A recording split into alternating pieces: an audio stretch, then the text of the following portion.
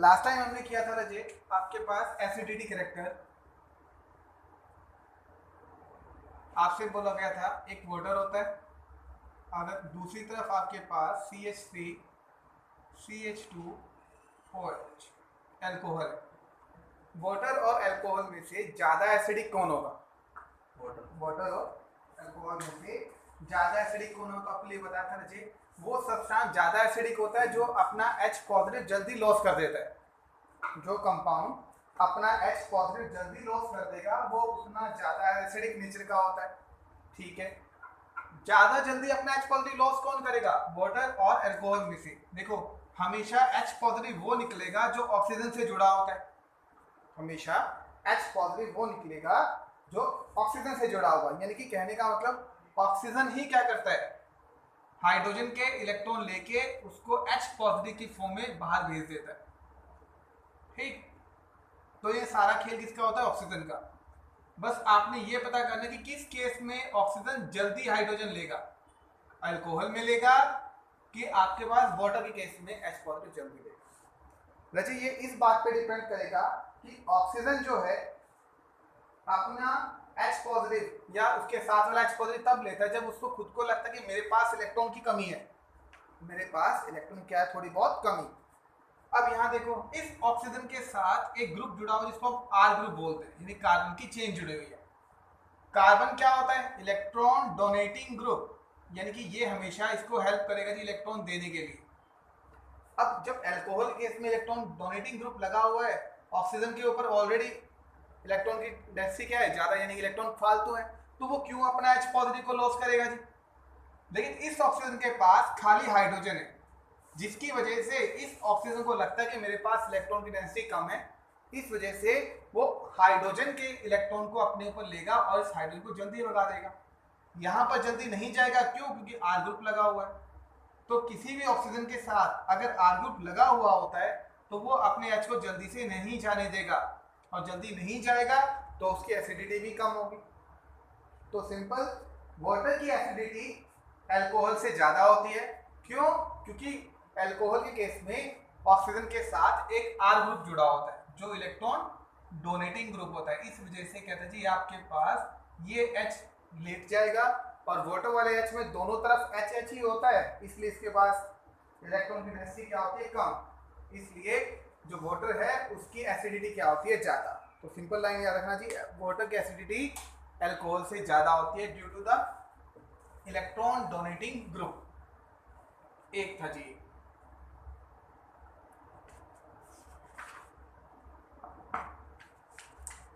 फिर एसिडिटी पूछेगा जी आपके पास, एक था अल्कोहल CH3 CH2 और OH। दूसरा मॉलिक्यूल होगा जी आपके पास ये फिनॉल, ये फिनॉल। अब इसमें पूछ सकता है दोनों में डिफरेंशिएट, पेपर में एक एसिडिटी फैक्टर जरूर पूछेगा, ध्यान रखना। कहता है आपके पास अल्कोहल इथेनॉल और फिनॉल दोनों ही अल्कोहल ग्रुप है। अब मुझे बताइए कि इन दोनों में से एसिडिक ज्यादा कौन होगा? अल्कोहल ये इथेनॉल एसिडिक होगा कि ये फिनॉल एसिडिक होगा? आपको ये बताना है। और इस इथेनॉल को कॉमनली हम ROH बोलते हैं, जिसको बोलेंगे एलिफेटिक अल्कोहल। क्या बोलेंगे? एलिफेटिक अल्कोहल, ओपन चेन वाला अल्कोहल। कौन होगा जी? ओपन चेन वाला अल्कोहल होगा कि फिनॉल होगा? कैसे पता करेंगे? कहते जी आपके पास जो ऑक्सीजन है, ऑक्सीजन के साथ एक तरफ हाइड्रोजन है दोनों केस में, और एक तरफ R ग्रुप है। अल्कोहल वाले केस में R ग्रुप कौन सा है? CH3 CH2। और फिनॉल वाले केस में R ग्रुप कौन सा है? ये पूरी बेंजीन R ग्रुप कहलाती है। ठीक है, दोनों ही सेम हो गए फिर तो अब कहते जी इसमें आप कैसे बताओगे कि किसकी एसिडिटी ज्यादा और किसकी एसिडिटी कम? क्योंकि इसमें R ग्रुप वाला फैक्टर नहीं है, जो फैक्टर वाटर और अल्कोहल में आया था। तो अब थोड़ा सा ध्यान दीजिएगा, इसमें एक फैक्टर नया आएगा। कहता आपके पास जैसे ही आप इसको H को रिमूव करोगे, यहाँ पर क्या आएगा? नेगेटिव चार्ज आ जाएगा। CH3 CH2 ऑक्सीजन के ऊपर नेगेटिव प्लस H पॉजिटिव, ये हो जाएगा। लेकिन जब आप इस फिनॉल के साथ रिएक्शन शो करोगे, ये फिनॉल ये फिनोल अगर अपना H पॉजिटिव लॉस करेगा तो क्या बनेगा रजे? कहते जी आपके पास बनेगा O नेगेटिव। अब आपको याद है ऑक्सीजन H छोड़ के बोला था ना जी ऑक्साइड बन जाता है, तो इसका नाम क्या बनेगा? फिनोक्साइड आयन बन जाएगा, फिनोक्साइड आयन। उसने H पॉजिटिव लॉस कर दिया तो क्या बना? Phenoxide ion. ये क्या बना रजे? Ethoxide ion. तो दो बन गए, एक फिनोक्साइड आयन बनता है और एक इथोक्साइड आयन बनता है। अब इससे क्या साबित होता है? कहता है जी जो फिनोक्साइड आयन है ना बेंजीन के साथ जो O नेगेटिव है, ये रेजोनेंस शो करेगा। ये क्या शो करेगा? रेजोनेंस। रेजोनेंस कैसे?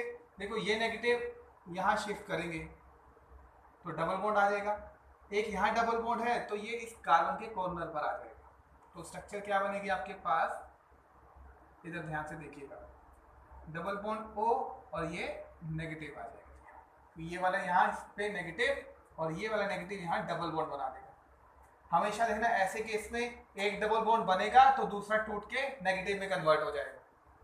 अब देखो अगली स्ट्रक्चर, ये नेगेटिव यहाँ आएगा तो ये नेगेटिव इधर कार्बन पे चला जाएगा, तो अगली स्ट्रक्चर क्या बनेगी? जो पहले वैसे ही है, अभी वो ये डबल बॉन्ड बना, यहाँ वाला नेगेटिव, फिर आगे ये नेगेटिव यहाँ चला जाएगा तो इसका कार्बन का नेगेटिव यहाँ आ जाएगा,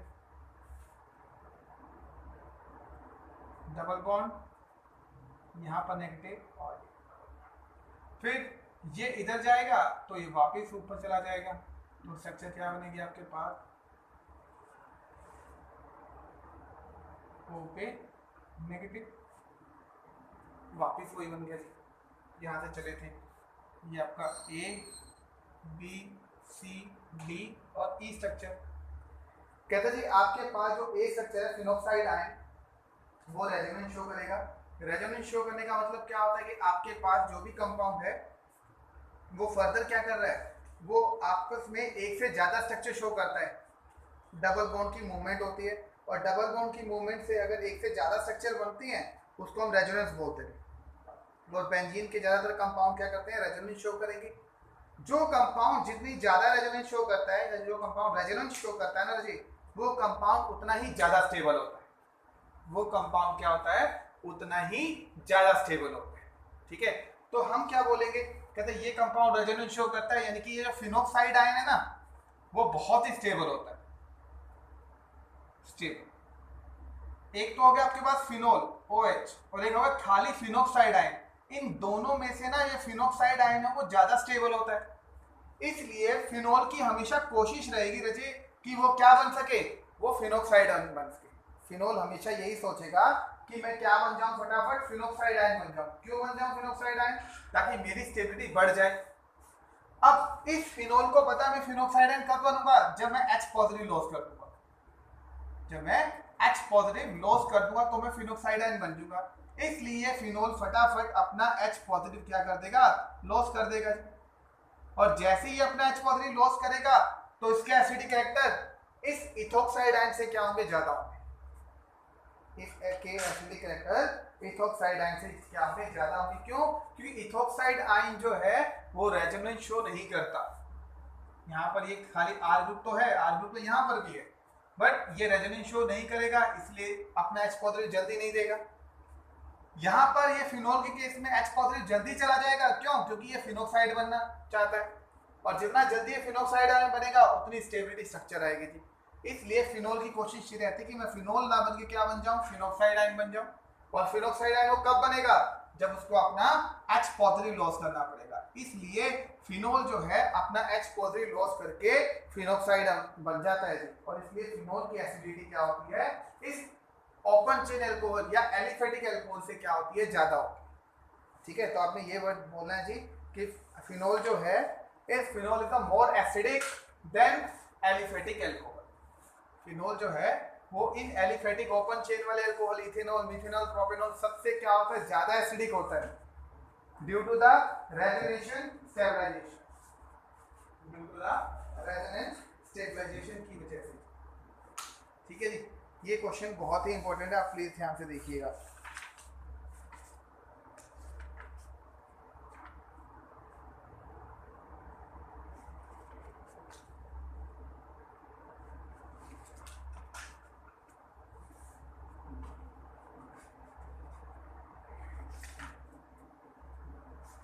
फिर नेक्स्ट है जी आपके पास effect of substituents of acidity of phenol. ये भी काफ़ी अच्छा है जिसको ध्यान से देखेंगे हम। Effect of substituents of acidity of phenol, ये क्वेश्चन आता है जी इसके ऊपर, इस टॉपिक के ऊपर क्वेश्चन पूछ लेता है। कहता है जी आपके पास फिनॉल है,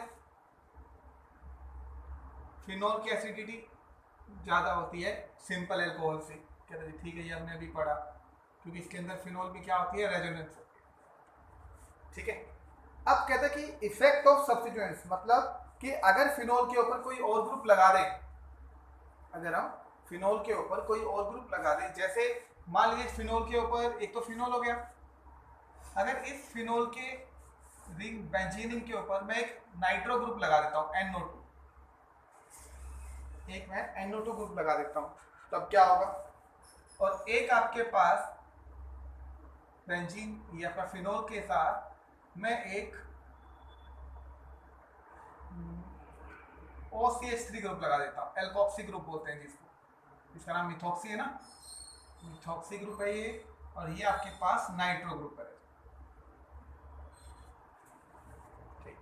ये तीन कंपाउंड आपके पास A, B और C नाम से, A, B और C। पेपर में तीन दे देगा जी आपको, कि बोलेगा कि इसकी इन तीनों की एसिडिक कैरेक्टर को इंक्रीजिंग या डिक्रीजिंग ऑर्डर में लगाएं। इन तीनों के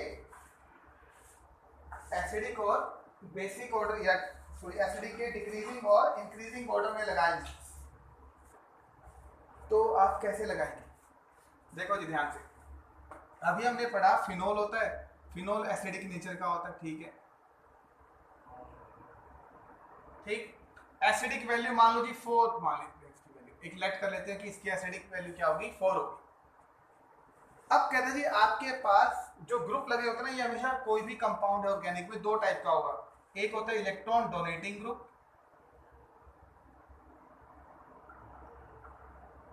जिसको शॉर्टकट में EDG बोलेंगे, और एक होते हैं इलेक्ट्रॉन विड्रॉइंग,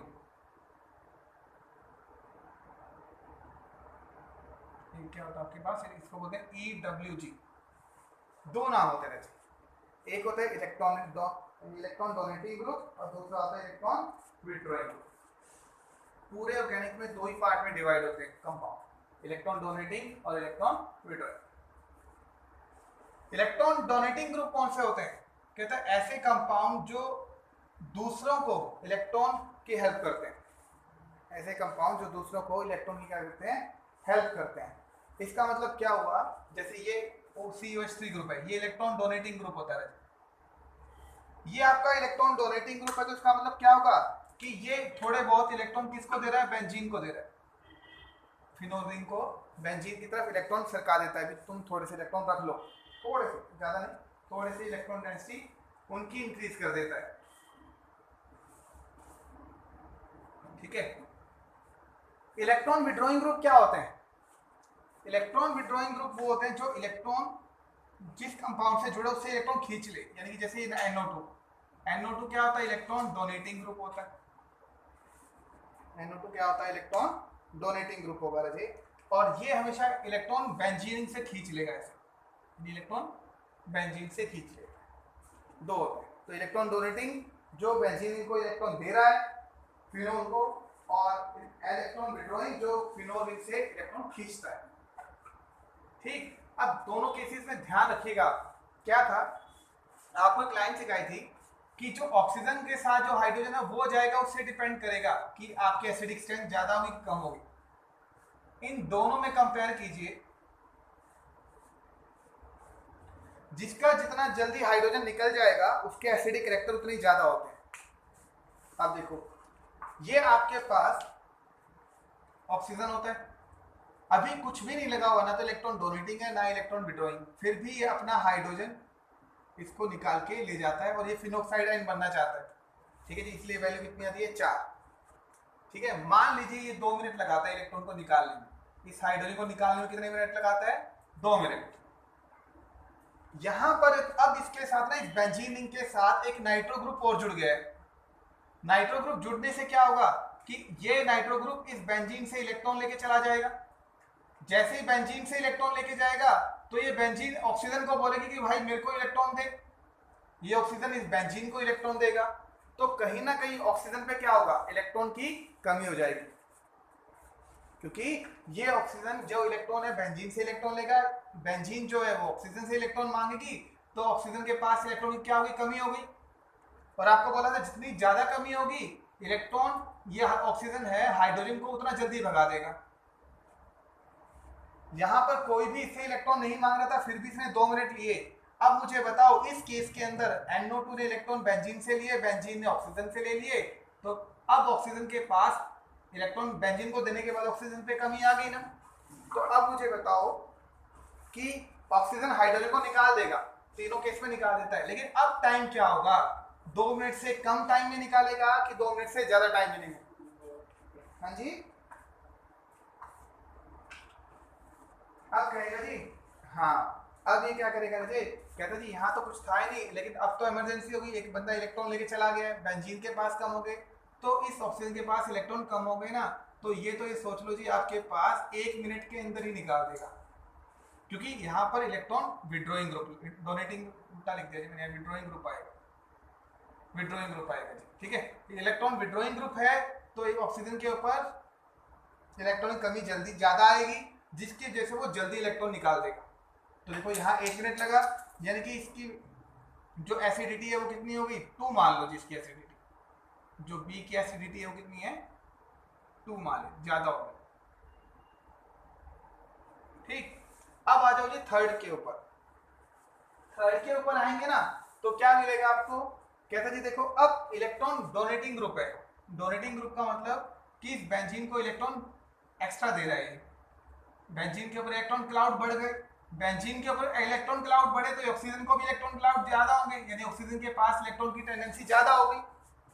और जब आप समझो इलेक्ट्रॉन की डेंसिटी जब ज्यादा हो जाती है तो उसको हाइड्रोजन निकालने की जरूरत ही नहीं पड़ती, क्योंकि इलेक्ट्रॉन ऑक्सीजन तो हाइड्रोजन से तब इलेक्ट्रॉन लेगा ना जब उसको लगता है कि मेरे पास इलेक्ट्रॉन की कमी होने वाली है, पर यहाँ तो इलेक्ट्रॉन की कमी नहीं है क्योंकि इलेक्ट्रॉन ज्यादा हो रहे हैं, तो ये क्यों निकालेगा जी अपना हाइड्रोजन, बट इसका नेचर है कि थोड़ी देर बाद निकालेगा ही निकालेगा, बट यहाँ टाइम कितना लेगा, कहता है यहाँ सपोज करो जी 3 मिनट लेता है, क्योंकि इसको ज़्यादा जरूरत नहीं थी, क्योंकि और कहीं से इलेक्ट्रॉन फालतू आ रहे हैं, तो यहाँ इलेक्ट्रॉन निकालने के लिए कितना लेगा, वो 3 मिनट लेता है।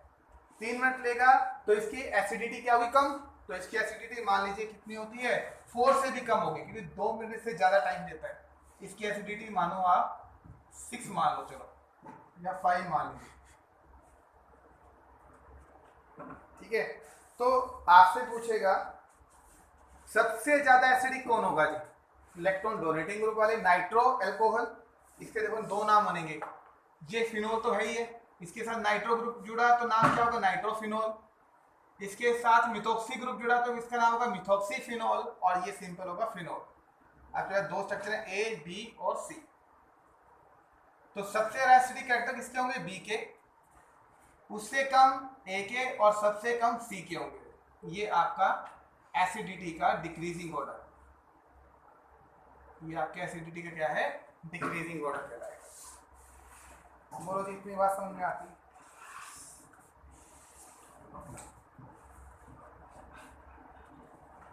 इसमें आपको 2-3 लाइनें याद रखनी है, देखो electron withdrawing group increase the acidity, ऐसे याद रखना जी चीजों को।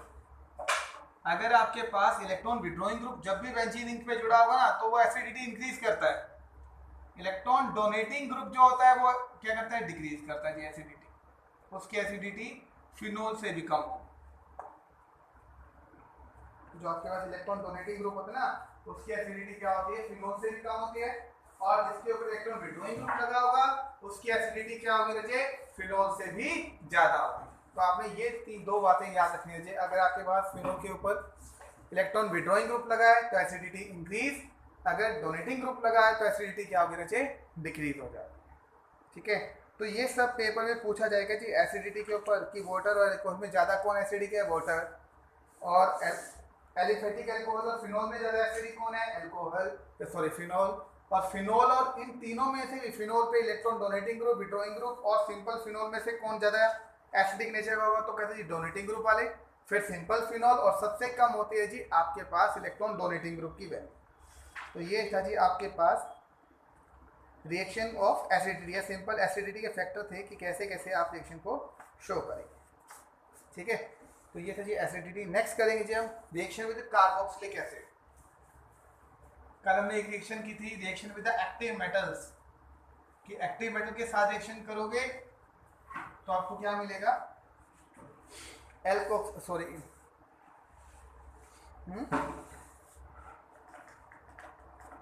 तो शुरुआत ही हुई है तो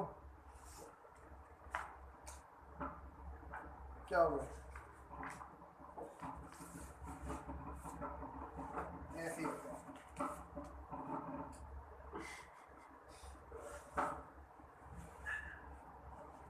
रिएक्शन विद कार्बोक्सिलिक एसिड, ये हम पढ़ रहे थे रजे कि आपके पास R OH ग्रुप होते ना, तो एक बार तो OH वाला बॉन्ड टूटेगा तो बनता जी RO नेगेटिव H पॉजिटिव। अगर R और कार्बन वाला बॉन्ड टूटता है, कार्बन ऑक्सीजन वाला बॉन्ड, तो कार्बन के ऊपर पॉजिटिव OH के ऊपर नेगेटिव। ये केसेस ज्यादा होते हैं, मेन यही होता है कि इस फॉर्म में टूटेगा, ये थोड़े कम केसेस में होगा। तो अभी हम यही पढ़ रहे थे कि जब ऑक्सीजन और हाइड्रोजन का बॉन्ड टूटेगा तब कौन कौन सी रिएक्शन और कैसे कैसे बनेगी। एक कल पढ़ी थी हमने एक्टिव मेटल के साथ, दूसरी करते रहे कार्बोक्सिलिक एसिड के साथ। अल्कोहल को जब रिएक्ट करोगे कार्बोक्सिलिक एसिड, ये तो बचपन में भी रिएक्शन पढ़ी थी आप लोगों ने। देखो जी कैसे, CH3CH2 COH, ये था कार्बोक्सिलिक एसिड, प्लस CH3CH2OH। क्या रिएक्शन थी याद करो, एक होता है कार्बोक्सिलिक एसिड, एक होता है alcohol in presence of acid. In presence of acid क्या बनेगा जी,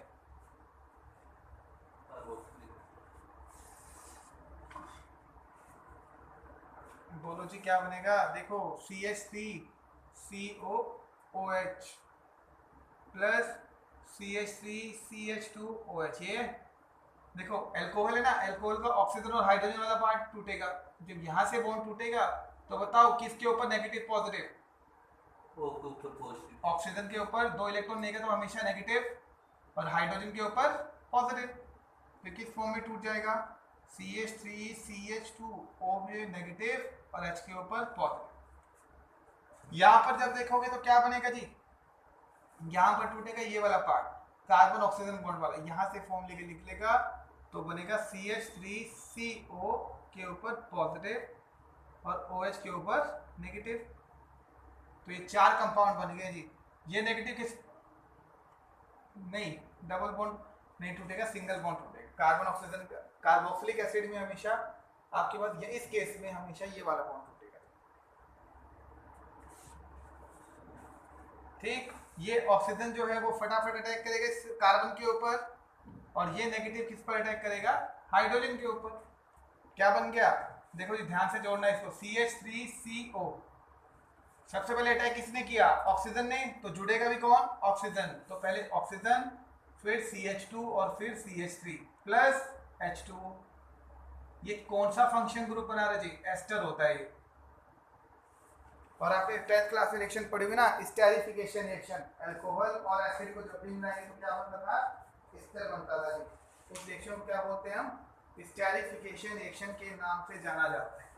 इसको क्या बोलेंगे हम, स्टेरिफिकेशन रिएक्शन के नाम से जाना जाएगा। ठीक है जी, तो ये 10th वाली रिएक्शन थी स्टेरिफिकेशन रिएक्शन।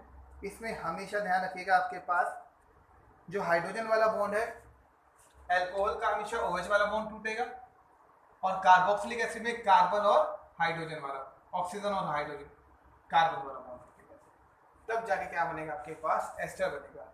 और इस रिएक्शन को क्या बोलते हैं हम, स्टेरिफिकेशन रिएक्शन के नाम से भी जाना जाता है।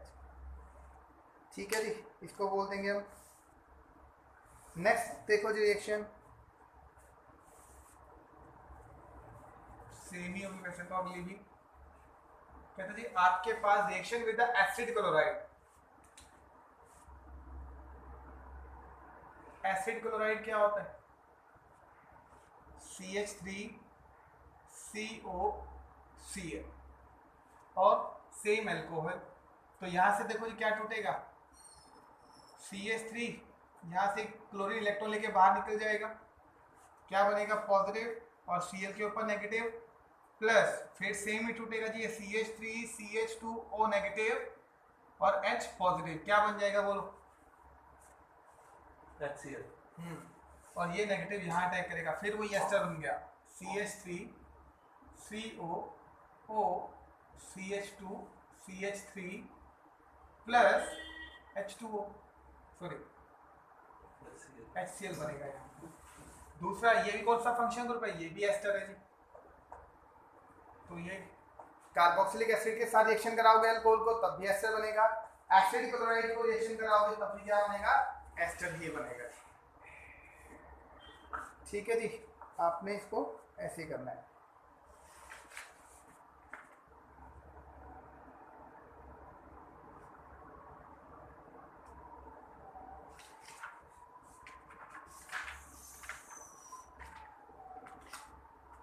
फिर इसको कहते हैं फिनोल के साथ भी आप रिएक्शन कर सकते हो सेम। फिनोल जो आपके पास बेंजाइलिक अल्कोहल है ना, उसको बोलोगे सिंपल फिनोल को। तो फिनोल के साथ भी आप अलग अलग तरीके से रिएक्शन कर सकते हो। वो कैसे करोगे देखिए, कहते जी एक आपके पास है फिनोल, इस सर्कल को भी लिख सकते हैं ऐसे, तो ये आपका फिनोल प्लस CH3COCl। अब क्या बनेगा जी, फिनोल के केस में भी आपने हमेशा ध्यान रखना है एक ही पार्ट बनेगा, इसमें बस रिएक्शन पिरिडीन के साथ होती है, ये ध्यान रखना। पिरिडीन एक ऑर्गेनिक सॉल्वेंट होता है। देखो जी हमेशा फिनोल का भी एक ही तरीका है, कभी भी आप फिनोल को ऐसे नहीं तोड़ेंगे, ध्यान रखना जी। कभी भी ऐसा नहीं कि यहाँ से तोड़ दो कि फिनोल बेंजीन के ऊपर पॉजिटिव चार्ज और OH के ऊपर नेगेटिव चार्ज, गलत हो जाएगा, कभी भी नहीं होगा। हमेशा फिनोल को कहाँ से तोड़ेंगे, यहाँ से, ये आपका OH वाला बॉन्ड तोड़ेंगे। तो फिनोक्साइड आयन यानी कि बेंजफिनल O नेगेटिव और H पॉजिटिव, इसका तोड़ने का तरीका यही है, हमेशा यही टूटेगा, OH नेगेटिव की फॉर्म में नहीं टूटेगा। ये बात आप ध्यान रखना। तो देखो जी प्रोडक्ट क्या बने, आपके पास फिनोक्साइड के ऊपर कौन सा चार्ज, नेगेटिव और H पॉजिटिव। ये किस फॉर्म में टूटेगा, देखो CH3CO, Cl नेगेटिव की फॉर्म में, और इसके ऊपर कौन सा चार्ज, पॉजिटिव आ जाएगा जी, प्लस Cl नेगेटिव। तो ये ऑक्सीजन इस कार्बन को पकड़ लेगा। क्या प्रोडक्ट बना आपके पास, कहते जी आपके पास बनेगा O फिर COCH3 प्लस HCl, ये बनेगा। इसका नाम क्या होगा, ये भी कौन सा फंक्शन ग्रुप है, कहता है ये भी एस्टर ही तो है। एस्टर कैसे हुआ, एस्टर होता क्या है, RCOOR एस्टर ग्रुप होता है। तो इसको ध्यान रखो जी, RCOO और ये भी R, तो ये भी कौन सा हुआ, एस्टर। बस में एक R ग्रुप क्या है, अराइल ग्रुप है। अराइल ग्रुप का मतलब बेंजीन ग्रुप है। एक R ग्रुप क्या है, बेंजीन ग्रुप है जी। इसको क्या बोलेंगे, इसका नाम क्या होगा, फिनाइल एसीटेट के नाम से जानते हैं इसको, कॉमनली क्या बोलेंगे, फिनाइल एसीटेट, या इसको फिनाइल इथेनोएट बोलेंगे। फिनाइल वर्ड यूज करेंगे जिसका नाम क्या होगा, फिनाइल इथेनोएट। देखो याद करो, ये 2 कार्बन की चेन, तो नाम क्या बनेगा, इथेन। फिर OH एस्टर है तो OH, और ये R ग्रुप आपको बोलते हैं तो आगे आ जाता है, तो ये नाम क्या बनेगा, फिनाइल। तो नाम क्या बना, फिनाइल इथेनोएट के नाम से जाना जाएगा जिसको, फिनाइल इथेनोएट के नाम से जाना जाएगा। ठीक है जी, तो इसको आपने ऐसे करना है। तो ये फिनोल के साथ भी आप रिएक्शन शो कर सकते हो। नेक्स्ट रिएक्शन है बच्चे, रिएक्शन विद ग्रिग्नार्ड रिएजेंट। ये भी बहुत इंपॉर्टेंट रिएक्शन है, reaction with Grignard reagent.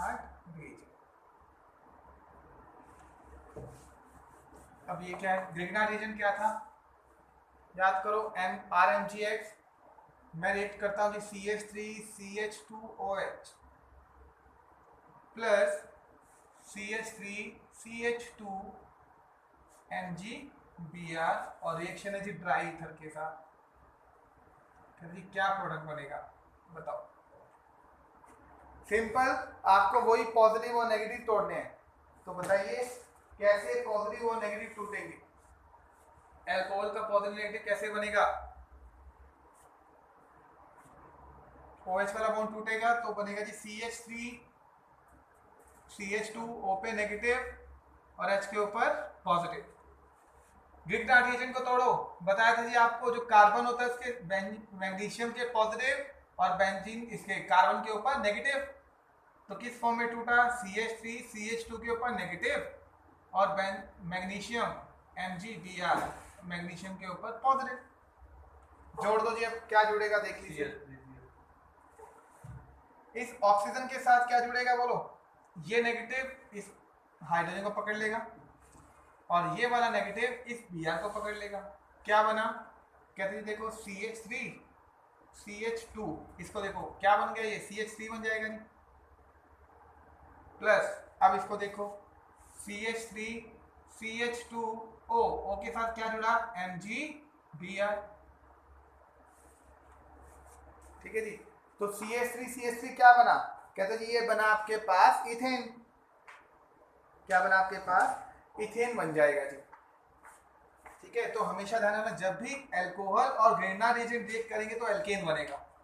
Alkene, alkene का मतलब इथेन मीथेन प्रोपेन ब्यूटेन, वो एल्केन बनेगा। ठीक है, और दूसरा ये, इसका नाम क्या होगा? इसको क्या बोलते हैं? Ethoxy magnesium bromide. Ethoxy magnesium bromide के नाम से इसको जाना जाता है। ठीक है जी, तो आपने इसका ध्यान रखना है कि जब भी आप अल्कोहल और ग्रिग्नार्ड रिएजेंट के साथ रिएक्शन शो करेंगे तब आपको मिलेगा एल्केन मिलेगा। मेन प्रोडक्ट एल्केन ही, आपको एल्केन ही बनाना है। ठीक है, ये इथॉक्सी मैग्नीशियम ब्रोमाइड क्या है? एक साइड प्रोडक्ट की तरह काम करेगा।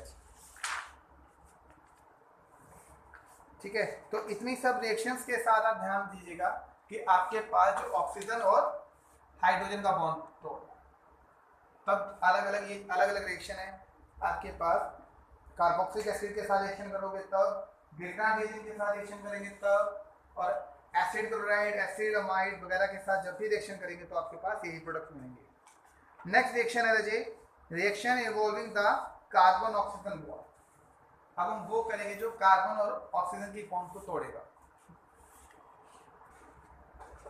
अभी तक हमने सिर्फ कौन सी रिएक्शन की है जिसमें कार्बन या अल्कोहल के अंदर ऑक्सीजन और हाइड्रोजन वाला बॉन्ड टूटता है, जिसमें आपको हर बार RO नेगेटिव और H पॉजिटिव बन रहा था। अब हम तोड़ेंगे यहाँ से कार्बन और ऑक्सीजन वाला बॉन्ड, जिसमें कार्बन पे पॉजिटिव और OH नेगेटिव वाले कंपाउंड बनेंगे। उस रिएक्शन को करेंगे, जिसका नाम क्या होगा? Reaction involving the cleavage of, reaction involving the cleavage of ROH bond।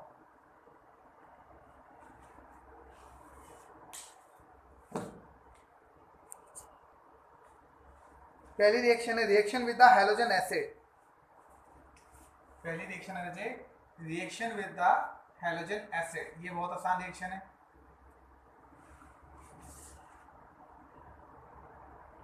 कहते जी सपोज करो आपको बोला CH3 CH2OH अल्कोहल दिया प्लस आपको HCl दे दिया जी। अब क्या रिएक्शन होगी? अब रिएक्शन क्या होगी? अल्कोहल दिया है और HCl दिया है, आपको रिएक्शन बताना क्या होगा जी? बोलो जी क्या होगा? हमेशा पता है जी आपको H पॉजिटिव की फॉर्म में निकलेगा और Cl नेगेटिव की फॉर्म में। अब यहाँ पर CH3 CH2OH, हर बार हम OH वाला बॉन्ड तोड़े थे, अब कार्बन ऑक्सीजन वाला बॉन्ड तोड़ेंगे तो क्या बनेगा? CH3 CH2 पॉजिटिव और OH के ऊपर नेगेटिव, नेगेटिव H के साथ जुड़ के OH बना लेगा और ये Cl नेगेटिव CH2 के साथ जुड़ जाएगा तो क्या बनेगा? CH3 CH2Cl plus H2। ये इथाइल क्लोराइड बनाने का, क्या बनाएगा? Ethyl chloride. ये रिएक्शन हमें हैलोअल्केन में भी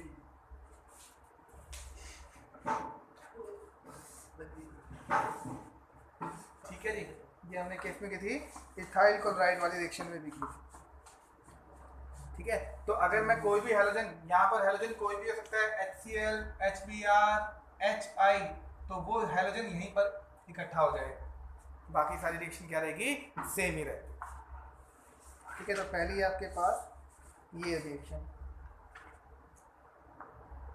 दूसरी रिएक्शन भी आपने पहले भी पढ़ी हुई है PCl5 के साथ, रिएक्शन विद द PCl5, ये ऑलमोस्ट वही रिएक्शन है जी सारी के साथ। PCl5 क्या था जी इसका प्रोडक्ट याद करो, इसका प्रोडक्ट याद करो जी क्या था, आपके पास CH3CH2 और एक Cl यहाँ से निकलेगा तो Cl बनेगा प्लस एक HCl बनता था और एक बनता POCl3,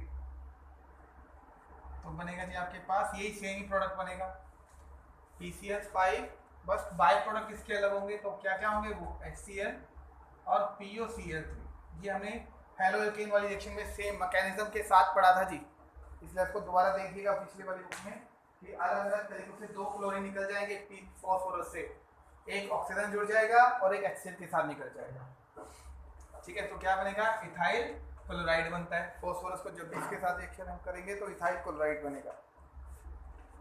ऐसे ही आपके पास एक और ग्रुप था, याद करो SO2, ये तीन रिएक्शन करे थे जी हमने, SOCl2 थायोनिल क्लोराइड, ये भी क्या काम करता था, HCl लीजिएगा, यहाँ से Cl निकलेगा, एक आपके पास क्या बनेगा SO2, एक SO2 बनता था और एक HCl बनता था। तीन अलग अलग रिएक्शन बताए थे आपको, SOCl2, PCl5 और HCl, ये तीनों ही क्लोरोनेटिंग एजेंट होते हैं, तीनों ही क्या करेंगे, क्लोरीन प्रोवाइड करवाएंगे जी आपको, ठीक है। इसको क्लोरोनेटिंग एजेंट के नाम से जाना जाता है।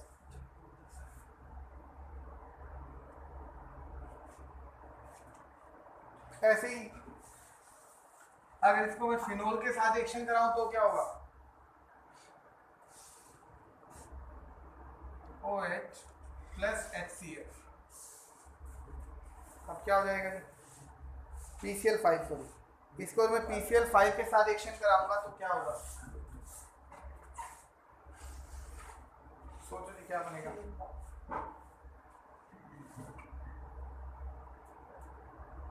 इसका प्रोडक्ट बनेगा जी आपके पास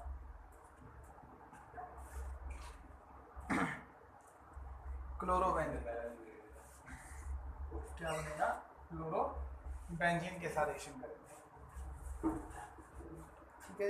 एक तो ये हो जाएगा। तो ये थे जी आपके कुछ रिएक्शन जो आपको इसके साथ अलग अलग रिएक्शन शो करनी है, बाकी रिएक्शन हम कल पढ़ेंगे, ठीक है। आज इतना ही कीजिए, फिर कल से नया टॉपिक के साथ